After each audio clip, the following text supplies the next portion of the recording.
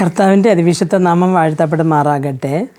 സംഖ്യാപുസ്തകം 23-ാമത്തെ അധ്യായം 8-ാമത്തെ വാക്യത്തിൽ, ദൈവം ശപിക്കാത്തവനെ ഞാൻ എങ്ങനെ ശപിക്കും, യഹോവ പ്രാകാത്തവനെ ഞാൻ എങ്ങനെ പ്രാകും എന്ന് കാണുന്നു. പ്രിയ ദൈവമക്കളെ, യഹോവ ദൈവം ഒരുപാട് സ്നേഹിച്ചിരുന്നതാണ് ഇസ്രായേൽ ജനങ്ങളെ.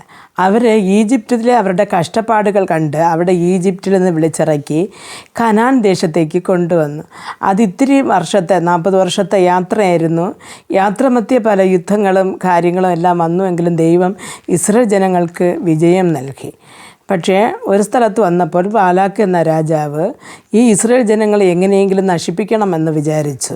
അപ്പോൾ ഒരു യുദ്ധം കൊണ്ട് ഇവരെ നേരിട്ട് ജയിക്കുവാൻ കഴിയത്തില്ലെന്ന് വിചാരിച്ച ബാലാക്ക് കർത്താവിൻ്റെ ഒരു പ്രിയദാസനുണ്ടായിരുന്നു, ബിലയാം എന്ന ഒരു പ്രവാചകൻ.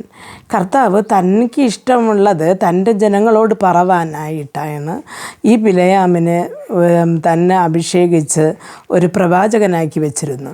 പക്ഷേ ഈ പ്രവാചകൻ എന്ത് പറഞ്ഞാലും അത് അങ്ങനെ നടക്കുമെന്നറിഞ്ഞ ബാലാക്ക് ആളയച്ച് ബിലയാമിനെ വിളിച്ചിട്ട് ഈ ജനത്തെ കാണിച്ചിട്ട് പറഞ്ഞു, ഇവരെ ശപിക്കുക എന്ന് പറഞ്ഞു.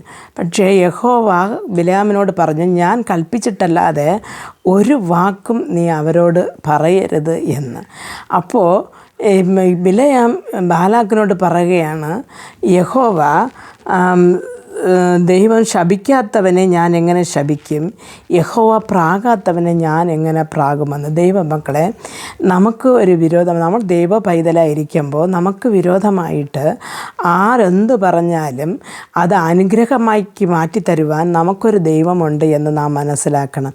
ആയതുകൊണ്ട് നമ്മൾ ശപിച്ചു അല്ലെങ്കിൽ നമ്മെ വേദനപ്പെടുത്തി എന്ന് പറഞ്ഞ് നമ്മൾ ആരും ദുഃഖിച്ചു പോകേണ്ട ആവശ്യമില്ല. കാരണം എന്തെന്ന് പറഞ്ഞാൽ, യഹോവ പ്രാകാത്ത ഒരുത്തനെ അല്ലെങ്കിൽ ദൈവം ശപിക്കാത്ത ഒരുത്തനെ ഈ ലോകത്ത് ഒരു മനുഷ്യർക്കും ശപിക്കുവാൻ കഴിയത്തില്ല. നാം ദൈവമക്കളായിരിക്കുമ്പോൾ ദൈവം നമ്മെ തൻ്റെ ചിറകിനടിയിൽ മറച്ചുകൊള്ളും.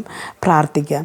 ഞങ്ങൾ അതിവാത്സല്യമായി സ്നേഹിച്ച് വഴി നടത്തുന്ന ആ സ്വർഗസ്ഥ പിതാവേ, പലവിധമായ ശാപവാക്കുകൾ കേട്ട് മടുത്തു പോയിരിക്കുന്ന ഈ വ്യക്തിയെ അല്ലെങ്കിൽ ഈ കുടുംബത്തെ കർത്താവേ നിൻ്റെ കരങ്ങൾ തരുന്നു. കർത്താവേ, ദൈവം ശപിക്കാത്ത ഒരുത്തനെ ആരെക്കൊണ്ടും ശപിക്കുവാൻ കഴിയത്തില്ല.